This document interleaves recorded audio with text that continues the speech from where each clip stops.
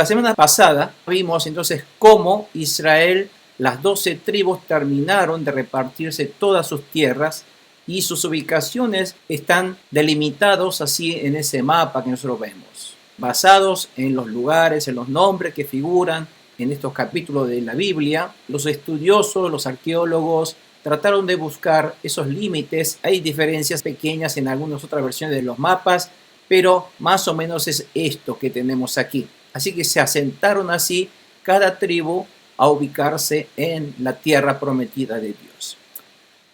Y les había recalcado que, bueno, ¿por qué estas distribuciones? Porque cada cual tendría que tener sus lugares, su ocupación, sus tamaños, en fin, todo esto, porque Dios quiere darles a cada uno de nosotros un lugar especial dentro del reino de Dios.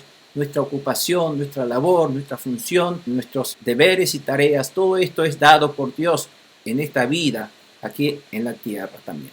Por eso vamos a ver ahora, continuando con la segunda pregunta de esta segunda parte, dice: cuando se terminó de asignarle a cada tribu su territorio, ¿qué hizo el pueblo de Israel para Josué? Y ahora estamos viendo del capítulo 19, los versículos 49 y 51. Dice en el versículo 49, cuando se terminó de asignarle a cada tribu el territorio que le correspondía, el pueblo de Israel le entregó a Josué, hijo de Nun, el territorio que le pertenecía a él como herencia. Así cumplieron con lo que el Señor había ordenado. Josué recibió la ciudad de Timnat-Será, que estaba enclavada en la región montañosa de Efraín. O sea, hay una ciudad que le fue asignada a Josué, y esa tierra fue la ciudad de Timnat-Será. Timnat-Será está dentro del territorio que recibieron la tribu de Efraín, la zona montañosa. ¿Dónde es esto? Bueno, vamos un poquito a ver en el mapa. Recuerde que Caleb era el anciano líder de la tribu de Judá. Ahora Josué era de Efraín. Por lo tanto, su tierra estaba dentro de este límite, porque toda esta zona, ustedes recuerdan que todas estas zonas eran cadenas montañosas, y dentro de la cadena montañosa por ahí se ubicaba, aquí no está marcado, la ciudad de Timnat-Será, que le fue entregado a Josué. Continúa diciendo el versículo: él la había solicitado, así que la reconstruyó y se estableció en ella. Esta tierra de Timnat-Será también era solicitado, como acá dice, solicitado por Josué en el momento cuando ellos entraron a explorar esa tierra desde Cades Barnea. Entonces, como así Josué reclamó esta tierra de Timnat-Será, pero Caleb también reclamaba en ese momento otra tierra que era Hebrón en ese entonces. De este modo, terminaron de dividir los territorios el sacerdote Eleazar, Josué y los jefes de las tribus de Israel. O sea que esta distribución se dio lugar entre Eleazar, el sumo sacerdote, representando a Dios, Josué como el líder y los jefes de las tribus de Israel que representaba a cada tribu.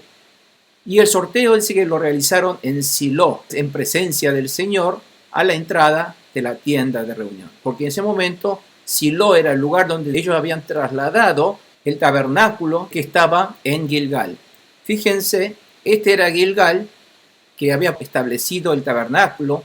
Fíjense, construir el tabernáculo era poco tedioso, había que tender todo ese tabernáculo, y de Gilgal lo llevaron hasta Silo, que es un poco el corazón geográfico, el centro geográfico de todo Canaán, que simboliza que Dios ahora se va a ubicar en el centro de todo el pueblo de Israel, que ya está distribuido a lo largo de la tierra de Canaán. Bueno, volviendo a esta misma pregunta, ahora dice que el sorteo se realizó en Silo. La repartición de la tierra al oeste del Jordán comenzó con la asignación de la tierra a Caleb. ¿Se acuerda que empezamos a ver en Josué 14:6 en esta lección número 9? Y termina con la asignación de la tierra a Josué. Por lo tanto, comienza la distribución asignándole tierra a Caleb y termina asignándole tierra a Josué. Por lo tanto, los dos líderes más ancianos son los que están dando el comienzo y la finalización de la repartición de la tierra.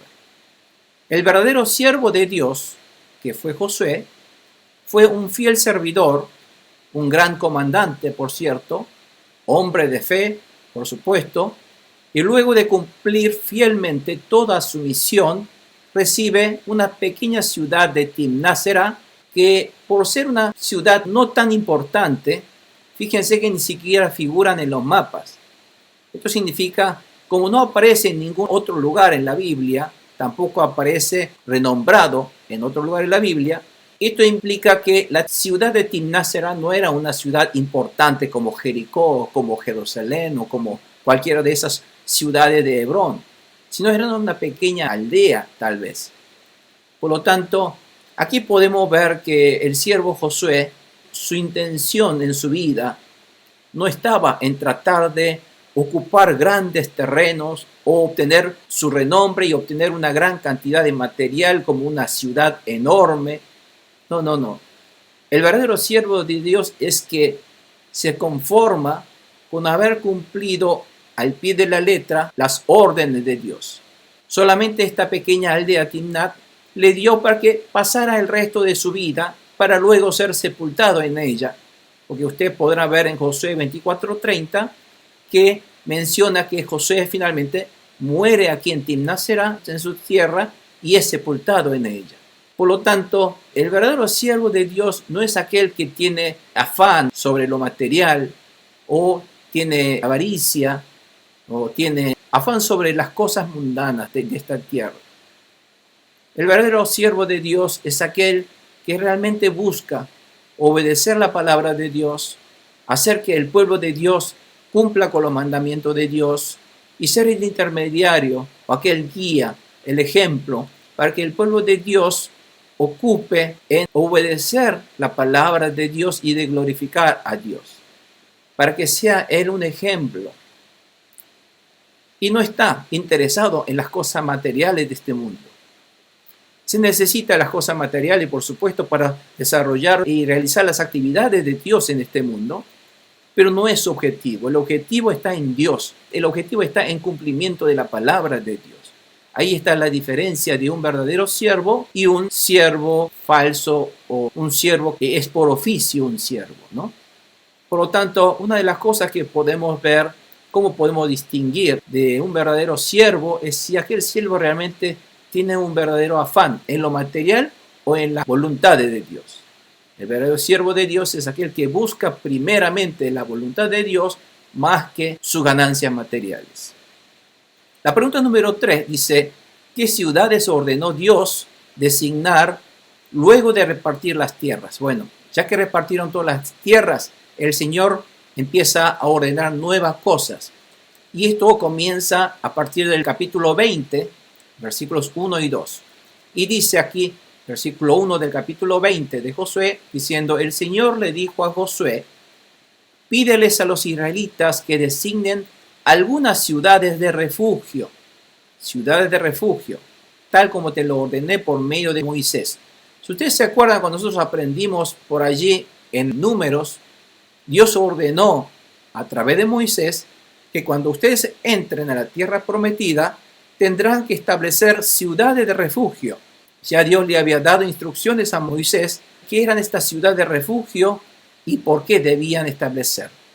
Bueno, Dios ordenó a Israel, que terminaron ahora ya de repartirse sus tierras, que designen las ciudades de refugio. Estamos hablando ahora ciudades de refugio. Y estas ciudades de refugio son para salvar a un pecador no intencionado, es decir, aquel que pecó sin querer. Es decir, un pecador no premeditado. Aquel pecador premeditado ya directamente había que ejecutarlo y había que inclusive apedrearlo.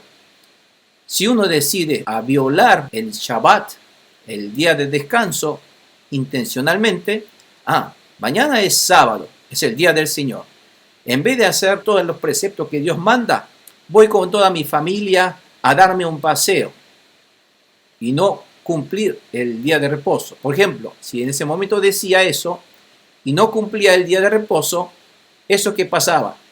Eso era un pecado premeditado, era un pecado intencional. Y la Biblia, la palabra de Dios, la ley de ese momento, Dios ordenaba que todo aquel que no cumple los días de reposo, los Shabbat, tenía que matarlo apedreándolo. Fíjense que era el día del Shabbat para que si no cumpliese lo tuvieran que matar apedreado. Pero por ejemplo, si uno estaba en la guerra y por estar en la guerra uno no puede decir, bueno, hoy no voy a pelear porque ahora es un día sábado. Entonces no puede hacer eso en la guerra. Entonces cuando puedan estar en la guerra y a un sábado tienen que pelear, van a pelear y no van a poder cumplir fielmente un sábado. En ese caso, cuando comete un pecado inadvertido o un pecado inintencional, un pecado sin querer, en ese momento, debido a que eso sí es pecado, pero hubo una buena voluntad y no una mala intención, debía entonces sacrificar un animal por un sacrificio de expiación. A través de esos sacrificios de expiación del perdón, uno podría ser perdonado de sus pecados. Por ejemplo, ese tipo de pecador que comete un pecado sin querer, es decir, no intencionado, y puede haber cometido, más que nada, haber asesinado a alguien sin querer. Yo les daba un ejemplo de, por ejemplo, uno subía a una montaña y cuando pisó mal y pisó sobre una roca que rodó y mató al que estaba abajo, que venía abajo, por ejemplo. Si esto fuese el caso, esa persona que pisó mal y hizo rodar esa roca no tuvo una intención mala. Por lo tanto, esa persona, si bien mató a una persona, que también es pecado, pero es un pecado inintencional, no intencionado. En ese caso, esa persona tiene que pedirle perdón a Dios, tener un verdadero arrepentimiento ante Dios y pedir también por la expiación de su pecado. Eso es lo que está haciendo.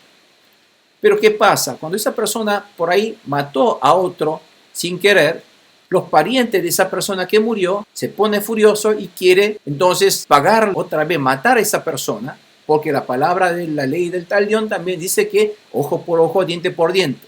Así que tú mataste a mi hijo, viene el padre del muerto y viene, te voy a matar a ti también. Tú tienes que pagar con tu muerte. Entonces, para que no ocurra eso, Dios le da a este pecador no intencionado para que pueda ser salvo refugiándose en algún lugar, para que ese lugar sea intocable, que nadie podía entrar a matar. Y eso es lo que se llama la ciudad de refugio. Entonces Dios le hace construir esta ciudad de refugio para que esa persona pueda ser salva, porque no habrá prosperidad ni felicidad en la tierra prometida sin resolver el problema fundamental del hombre, que es el pecado. Por lo tanto, fíjense que en todas estas leyes de Dios están centradas en resolver el problema del pecado del pueblo de Israel. Dios se aboca a darle todos esos mandamientos para que obedezcan con el fin de perdonar y resolver todos sus pecados. En definitiva, todas estas leyes del Shabbat, de todas estas leyes de sacrificios, en realidad todo es para perdonar el pecado de Israel. Por lo tanto, todas esas actividades que Dios está diciendo se está refiriendo a la verdadera expiación que va a realizar nuestro Señor Jesucristo en el futuro en la cruz de Calvario. Por lo tanto, Shabbat mismo representa a nuestro Señor Jesucristo porque Él mismo dijo, yo soy el Señor del Shabbat, yo soy el Shabbat. Si ustedes quieren la paz, yo doy la paz, porque yo soy el príncipe de la paz, yo le doy paz a ustedes, yo doy el perdón a ustedes. Por lo tanto, toda esa expiación, la paz, el Shabbat, todos esos sacrificios, todo eso representa a Jesucristo. Por eso, amados hermanos, podemos ver que toda la Biblia está centrada en Jesucristo con el objetivo de perdonar el pecado de la humanidad, porque ese es lo que el hombre necesita para ser realmente feliz. Y la ciudad de refugio que Dios está también en este momento implementando, ordenando al pueblo de Israel, también representa a nuestro Señor Jesucristo. Porque en definitiva el modelo de un lugar de refugio es nuestro Señor Jesucristo. Jesús es mi refugio. El pecador, ¿dónde puede refugiarse? No tenemos lugar donde ir, pero sí podemos refugiarnos en Jesucristo, porque Él murió en nuestro lugar. Él me salva, me guarda, para que mis pecados no sean condenados con muerte. Por lo tanto, la ciudad de refugio también representa a Jesucristo. Por eso aquí dice, la ciudad de refugio representa a nuestro Señor Jesucristo, en quien la humanidad se refugia, a pesar de ser pecadores, para no ser condenados a muerte. Amén. Bueno, la siguiente pregunta dice, ¿para qué eran esas ciudades? ¿Cómo considera Dios a las personas que cometieron errores? Por supuesto, estas personas no cometieron pecados intencionales, por eso son pecados por error. Versículos 3 al 6 dice, así cualquier persona que mate a otra accidentalmente o sin premeditación podrá huir a estas ciudades para refugiarse del vengador del delito de sangre, es decir, de aquel pariente del difunto. Cuando tal persona huya a una de esas ciudades, se ubicará a la entrada y allí presentará su caso ante los ancianos de la ciudad, porque a la entrada realmente de las ciudades había una placita. En esa placita se reunían los ancianos, los sabios de la ciudad, que juzgaban todas las cosas. Entonces él tenía que ir a la entrada, a la plazoleta, generalmente de esa ciudad donde estaban los ancianos, y plantearle su caso ante los ancianos de esa ciudad. Realmente ustedes después van a ver que esas ciudades eran las ciudades designadas a los levitas, a los sacerdotes. Por lo tanto, ellos no van a ir a pedir a cualquier anciano, sino van a pedirle a los ancianos, levitas, sacerdotes de Dios, para preguntarle, según la ley de Dios, ¿qué debo hacer ahora?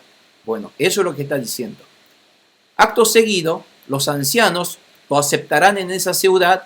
Primero tendrán que ver si realmente está mintiendo o ese caso es un caso premeditado o no premeditado.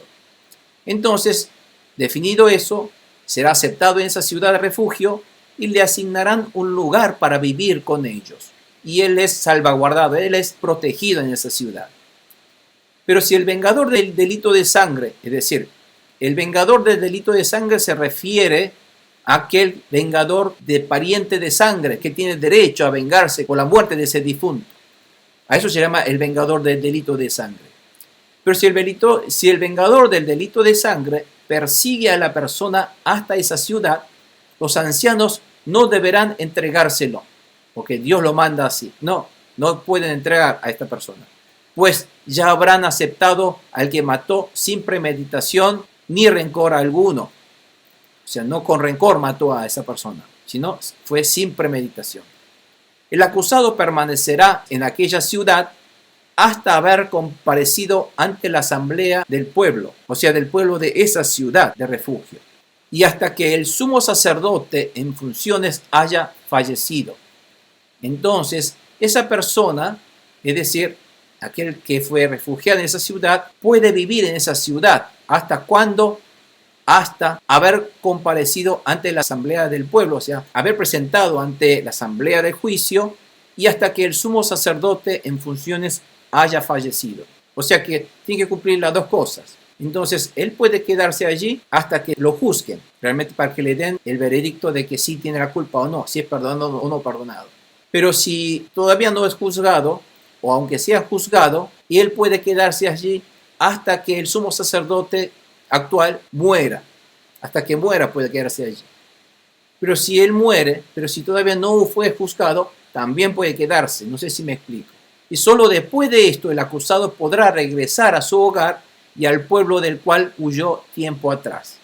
Porque en ese momento entonces él es declarado que es libre de culpa.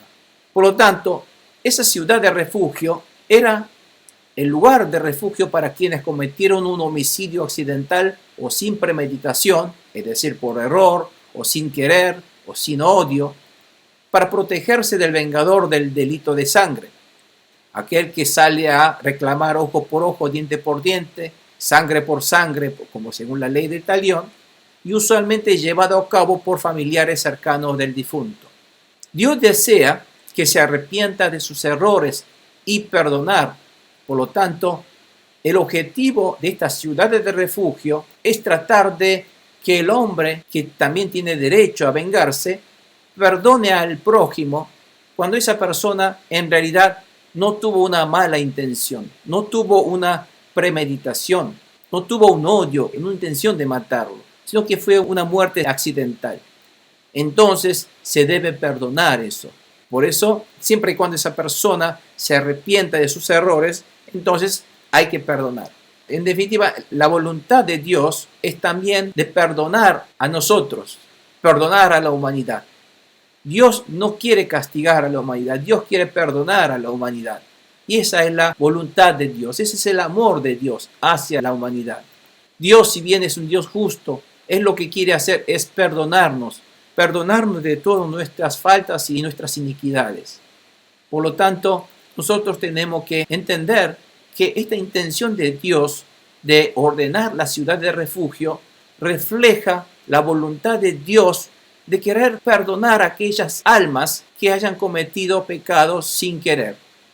Por lo tanto, Dios inclusive considera que nosotros, si bien no hemos obedecido a la palabra de Dios, que también a veces es queriéndolo, intencionado, pero Dios nos mira como si nosotros hubiésemos cometido ese pecado inintencional, para que nosotros podamos creer en el refugio verdadero que es nuestro Señor Jesucristo y poder ser perdonados y salvos de nuestros pecados. Por eso damos gracias a Dios, porque la intención de Dios, el Dios amoroso, es de salvarnos.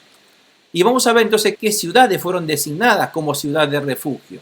¿Qué ciudades designaron como refugio? Versículos 7 al 9 dice: en respuesta a la orden de Josué, los israelitas designaron sedes en Galilea, en la región montañosa de Neftalí, Siquén en la región montañosa de Efraín, y Kiriat Arba, conocida como Hebrón, ¿se acuerda? La tierra dada a Caleb, en la región montañosa de Judá.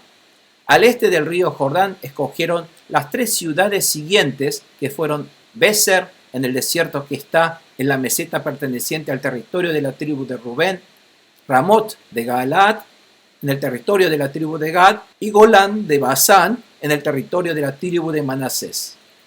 Todo israelita o inmigrante que hubiera matado accidentalmente a alguien podría huir hacia una de esas ciudades, la que estaba más cerca, por eso estaban distribuidas así espaciosamente a lo largo de todo lugar, para no morir por mano del vengador del delito de sangre antes de ser juzgado por la asamblea. Las ciudades estaban distribuidas a lo largo de Canaán para que cualquiera que cometa un error tenga una ciudad de refugio cercano. En ellas residían los sacerdotes levitas. Sus puertas estaban siempre abiertas, como así los brazos de nuestro Señor Jesucristo están siempre abiertos. Y cualquiera podía refugiarse, como así nosotros, cualquiera que crea en Jesucristo pueda ser salvo en cualquier momento, porque siempre está abierta. Por lo tanto, fíjense, hermanos, que esta ciudad de refugio está también simbolizando a Jesucristo. Fíjense las ciudades sedes, que significa distinguir, y Siquem significa tomar una carga, Hebrón significa unión, Beser significa fortaleza, Ramot significa colina, Golán significa gozo. Inclusive todos sus nombres sorprendentemente se relacionan con la salvación de nuestro Señor Jesucristo. Porque distinguir, hemos sido distinguidos, hemos sido santificados cuando creemos en Jesucristo. Y Jesús fue quien tomó la carga de nuestros pecados. Y hemos sido en unión con Cristo, hemos sido unidos a Dios en espíritu. Y Cristo es nuestra fortaleza contra el enemigo. Y Ramot, en la colina, es donde Cristo derramó su sangre en la cruz para salvarnos. Y nos dio el Golán, el gozo, la alegría. Fíjense. Así que toda esta ciudad de refugio también representa a Jesucristo. Para que ustedes puedan ubicar en el mapa estas ciudades de refugio. Aquí está Sedes, aquí está Siquén, aquí está Hebrón, y al este del Jordán está Beser, aquí al sur, Ramot, aquí en el centro, y Golán, allí en las alturas de Golán, en las tierras de Manasés. Fíjense, entonces cualquiera que comete un pecado, tiene siempre, si uno comete un pecado aquí, tiene aquí cerca una ciudad rápidamente a donde refugiarse. Lo mismo cualquiera que viva aquí, tiene una ciudad aquí o aquí para poder refugiarse. Así que para que no quede nadie sin poder salvo. Pero para que uno podría ser salvo, tiene que hacer una cosa. ¿Qué cosa tiene que hacer? Tiene que ir a esa ciudad. Tiene que ir en busca de esa ciudad. Aquel que quiera ser salvo no es que tiene que quedarse cruzado de brazos. Aquel que quiere ser salvo tiene que ir a esa ciudad. ¿Quién es esa ciudad? A Jesucristo. Si uno realmente quiere ser salvo, tiene que ir en busca de Jesucristo. Tiene que ir en busca de esa salvación él mismo.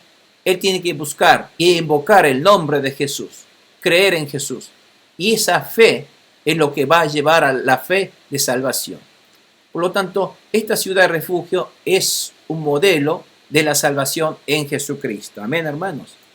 La pregunta 4 dice, ¿qué hizo el pueblo de Israel para los levitas? Bueno, ahora un poco larga, pero voy a leer. Es todo el capítulo 21 refiriéndose a la distribución de las tierras que tienen que dar a los levitas. A los levitas no les dieron una tierra en especial donde puedan vivir, sino ellos viven dentro de todas las ciudades, dentro de todas las tribus. Y cada tribu tiene que darle parte de su territorio, entregarle a los siervos de Dios, a los levitas. Es como que si Dios me dio una tierra, parte de esa tierra la tengo que darle al siervo de Dios. Como que si Dios nos da riqueza, parte de esa riqueza tengo que darle al siervo de Dios, quien hace realmente la obra de Dios, ¿no es cierto? Dice así, el capítulo 21, dice, los jefes de familia de los levitas se acercaron al sacerdote Eleazar, a José, hijo de Nun, y a los representantes de los clanes israelitas, los cuales estaban en Silo, en la tierra de Canaán, y les dijeron, el Señor ordenó por medio de Moisés que ustedes nos asignaran pueblos donde vivir y tierras para nuestro ganado.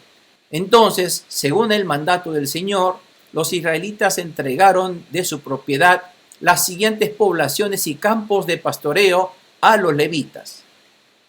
Los primeros en recibir sus poblaciones por sorteo fueron los levitas descendientes de Coat. Fíjense que los levitas, Levi era el patriarca de esta tribu de Levi. Levi tenía 3 hijos. Los nombres de los 3 hijos eran Coat, Merari y Gersón. Entonces, cada uno de esos hijos empezaron a también tener sus descendientes. Se formaron 3 grandes familias de Levi. Por lo tanto, los levitas también preguntaban, si bien eran levitas, a ver de qué familia pertenecían, si era la familia de Coat o Merari o de Gersón. Y los primeros en recibir sus poblaciones por sorteo fueron los levitas descendientes de Coat. A estos descendientes del sacerdote Aarón se les entregaron 13 poblaciones porque de Coat nació Aarón, Moisés, todos eran de Coat, era coatita. A estos descendientes del sacerdote Aarón se les entregaron 13 poblaciones en los territorios de las tribus de Judá, Simeón y Benjamín. Al resto de los descendientes de Coat se le entregaron 10 poblaciones en los territorios de las tribus de Efraín, Dan y la media tribu de Manasés. A los descendientes de Gersón se les entregaron por sorteo 13 poblaciones en los territorios de las tribus de Isaacar, Aser, Neftalí y la media tribu de Manasés en Basán. Los descendientes de Merari recibieron 12 poblaciones en los territorios de las tribus de Rubén, Gad y Zabulón. De este modo, los israelitas asignaron todas estas poblaciones con sus campos de pastoreo a los levitas según el mandato del Señor por medio de Moisés. Lo mismo se hizo con los territorios, las tribus de Judá y Simeón. Las poblaciones que se asignaron las recibieron los descendientes aaronitas del clan de Coat, porque ellos fueron los primeros que resultaron favorecidos en el sorteo. A aquellos se les asignó Kiriat Arba, es decir, Hebrón, junto con sus campos de pastoreo en la región montañosa de Judá. Arba fue un ancestro de los anaquitas, que se acuerdan por qué se llama Kiriat Arba, ¿no? Antes de llamarlo Hebrón, Kiriat significa fortaleza del Arba. Este era un anaquita fuerte, como diciendo ciudad del Arba.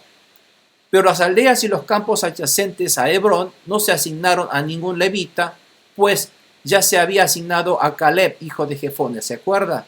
Que esos campos que están cerca de Hebrón, no Hebrón, sino los campos cerca de Hebrón, era de Caleb. Por eso le dejó a Caleb y no le dieron a los levitas. Además de Hebrón, que era la ciudad de refugio para los acusados de homicidio, ¿se acuerdan que Hebrón también era una de las ciudades de refugio? Por eso, como esa ciudad es de los levitas, es de refugio. A los descendientes del sacerdote Aarón se les asignaron las siguientes poblaciones con sus campos de pastoreo: Limná, Jatir, Estemoa, Olón, Debir, Ayin, Shutá y Bet-Semes. 9 poblaciones en total. Y del territorio de la tribu de Benjamín se asignaron las siguientes poblaciones con sus campos de pastoreo: Gabaón, Geba, Anatot, Almón, es decir, 4 poblaciones. En total fueron 13 poblaciones con sus campos de pastoreo las que se asignaron a los sacerdotes descendientes de Aarón. Al resto de los levitas, descendientes de Coat, se le asignaron poblaciones en el territorio de la tribu de Efraín. En la región montañosa de Efraín se le asignó la ciudad de Siquén, que fue una de las ciudades de refugio para los acusados de homicidio. También se les asignaron Geser, Kibsaín, Bet-Jorón, es decir, 4 poblaciones con sus campos de pastoreo. De la tribu de Dan se les asignaron el Tequé, Gibetón, Ayalón, Gat-Rimón, es decir, 4 poblaciones con sus campos de pastoreo. De la media tribu de Manasés se le asignaron Tanac y Gat-Rimón, es decir, 2 poblaciones con sus campos de pastoreo, y en total fueron 10 poblaciones con sus campos de pastoreo las que se asignaron al resto de los descendientes de los clanes de Coat. Y a los levitas descendientes de Gersón se les asignaron 2 poblaciones con sus campos de pastoreo en el territorio de la media tribu de Manasés, Golán en Basán, ciudad de refugio también para los acusados de homicidio, y Besterá. De la tribu de Isaacar se le asignaron Sison, Daberat, Jarmut, Enganín, es decir, 4 poblaciones con su campo de pastoreo. Y de la tribu de Aser se le asignaron Miseal, Abdón, Helcat y Rehob, es decir, 4 poblaciones con su campo de pastoreo. De la tribu de Neftalí se le asignaron 3 poblaciones con su campo de pastoreo: Sedes, que es ciudad de refugio en la región de Galilea, y las poblaciones de Jamot, Dor y Cartán.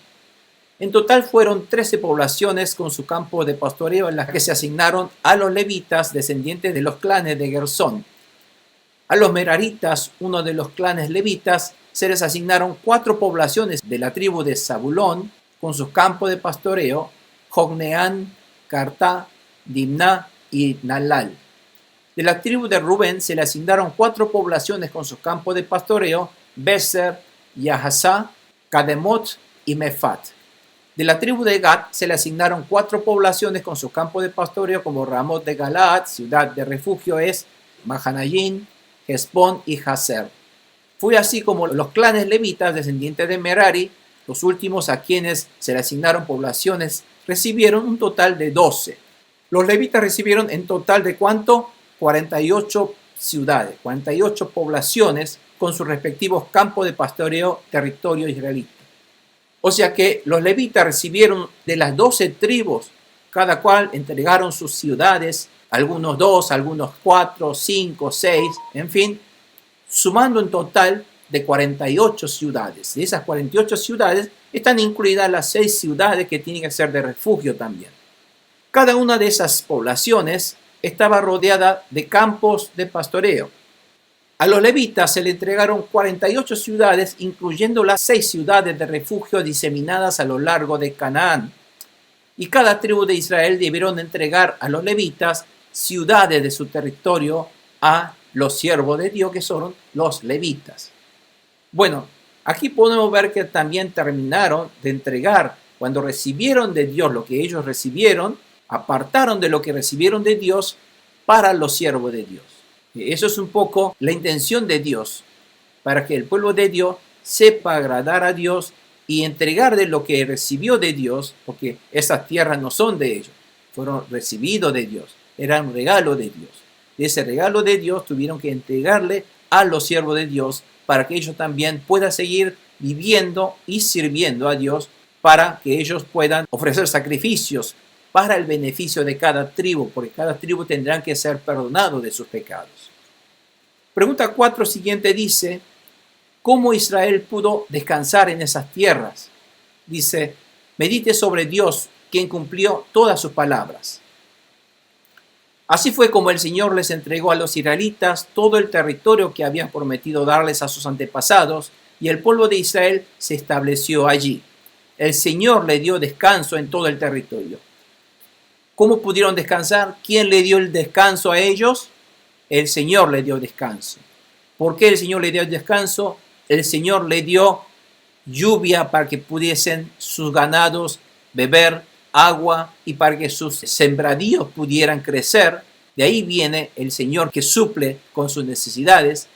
El Señor Todopoderoso es quien los protege y los guarda de los enemigos para que los enemigos no puedan entrar por temor a Dios. O sea que el verdadero descanso estaba en confiar y obedecer la palabra del Señor. El secreto que hoy mismo también se cumple.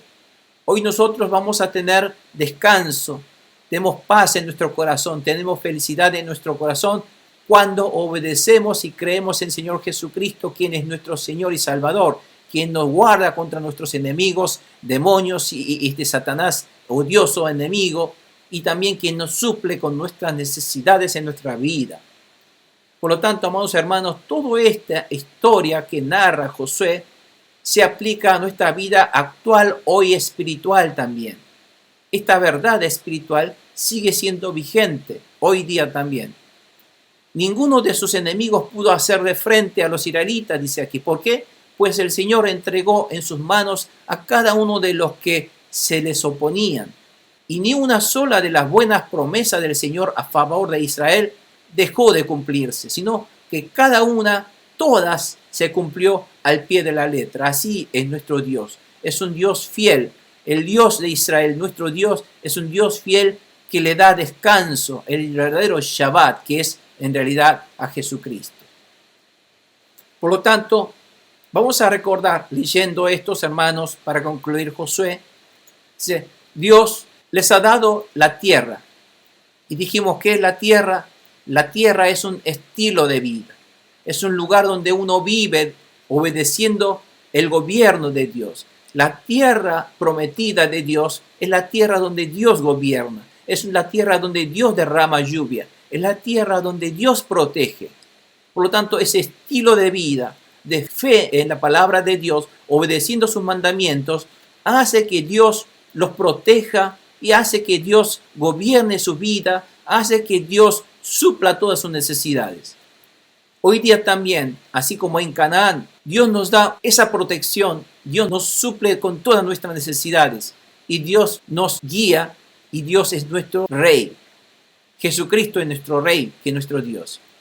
Por lo tanto, Dios les ha dado la tierra de Canaán como una heredad, es decir, como un regalo. No le dieron esa tierra porque ellos se la merecían. Si no, no la merecían. Pero Dios le dijo, yo te daré esa tierra como regalo, como heredad. Yo no merecía mi estilo de vida de salvación. Esta vida que yo tengo es un regalo de Dios. Es decir, esta heredad que Dios me ha dado, esta tierra de Canaán, esta vida de salvación que yo estoy gozando, es un regalo. Pero los israelitas debían hacer algo, conquistarla con fe en la palabra de Dios y obedeciéndola. Tenían que cumplir, vivirla, obedeciendo a la palabra de Dios, haciendo la voluntad de Dios. Hoy día, ¿cuál es la voluntad de Dios? Luchar con nuestro enemigo, el diablo de Satanás, ganar almas que están tomados por Satanás y los demonios, predicar el evangelio de Cristo, hacer que ellos crean en Jesucristo, que vean la verdad espiritual de las cosas y ellos puedan creer en Jesucristo y ser salvos de los enemigos. Dios nos ha regalado esa salvación y la vida en Jesucristo como una gracia, como un regalo. Nosotros la debemos arrebatarla por fe en Jesucristo, viviendo, obrando y luchando en santidad de acuerdo a la palabra de Dios contra el enemigo, para luchar, para sacarnos de nuestra vida, para rechazar de nuestra vida todo este enemigo invisible, todo demonio que no podrá acosar más en el nombre de Jesús, fuera de nuestra vida como hijo de Dios. En el nombre de Jesucristo, fuera de la vida de nuestros hermanos, de nuestras hermanas, toda obra del enemigo, demonio, fuera en el nombre de Jesucristo de mi vida. Declaren esa victoria en el nombre de Jesucristo. Cuidándonos de no cometer los errores cometidos por los antepasados, de vivir de acuerdo a sus propias maneras y no de acuerdo a la palabra de Dios, rechazando la palabra y la voluntad de Dios. No cometamos ese mismo error. O sea, esto es un poco la conclusión y la moraleja de Josué que se aplica a nuestra vida espiritual real actual también. Amén, hermanos. ¿Alguna pregunta, consulta o duda? No. Bueno, entonces vamos a orar. Quiero que cierren sus ojos y vamos a dar gracias al Señor por habernos hecho llegar hasta aquí, hasta el fin de la lección de Josué, y que hemos aprendido muchas cosas a través de esta conquista de la tierra de Canaán y la promesa de Dios al pueblo de Israel sobre Canaán, que representa la salvación prometida en Jesucristo en nosotros hoy día. Y damos gracias por eso. Quiero que cada uno ahora oren en voz alta y den gracias al Señor Jesús por estar en mi vida. Darle gracias al Señor por esta salvación que nos ha regalado, que nos ha dado, porque no nos merecíamos esta salvación, pero sí nos ha dado en el nombre de Jesús. Y nos ha dado esa potestad como hijo de Dios de poder clamar en el nombre de Jesús, luchar con esa poderosa arma del nombre de Jesús para poder sacar de mis pasos, para que todas mis cosas vayan bien delante de Dios en el nombre de Jesús. Amén. Oremos por esta bendición y dando gracias a Dios. Oremos, amados hermanos. Oren en voz alta, por favor. Más fuerte, clámele al Señor con todo corazón. Padre Santo Celestial, en el nombre de Jesucristo, te damos las gracias por darnos esta bendición de terminar esta lección y poder entender tus palabras, Señor. Que el Espíritu Santo nos siga grabando, nos siga haciendo recordar, nos siga haciendo discernir la verdad de estas palabras para que podamos seguir sirviéndote, Señor, como tú quieras, Señor. Hoy día también, Señor, queremos que tú sigas siendo el Rey de nuestra vida. Gracias por darnos esta vida de salvación. Gracias por darnos esta salvación en Jesucristo. Gracias por habernos dado a Jesucristo. Y sabemos que toda esta lucha, todos estos simbolismos que hay dentro de Josué, también se refiere a nuestro Señor Jesucristo. Que hoy tú quieres, Señor, que yo clame, invoque el nombre de Jesús como mi Señor, mi Mesías, mi Salvador, Señor. Gracias por la salvación que nos has regalado. Y gracias, Señor, por la bendición que nos sigue supliendo tanto estos alimentos espirituales o también todas esas necesidades del cuerpo que necesitamos también, Señor. Quiero que bendigas a la hermana Carolina, a la hermana Consuelo, al pastor Rafael, también a la hermana Lucero, al hermano Aldo, a su hijito, Señor, a todos, para que en el nombre de Jesús reciba esta bendición, Señor, y siga reclamando, siga invocando ese nombre de Jesús para que el enemigo no lo pueda acosarlo. En el nombre de Jesús, Señor, declaramos que esta vida donde tú gobiernas, Jesús, es la victoria. Victoria será la nuestra porque tú, Jesús, es el Rey que gobiernas y protege nuestra vida. Danos, Señor, las bendiciones espirituales como materiales necesarias para que podamos vivir como tu pueblo santo, obedeciendo tus mandamientos y tu voluntad.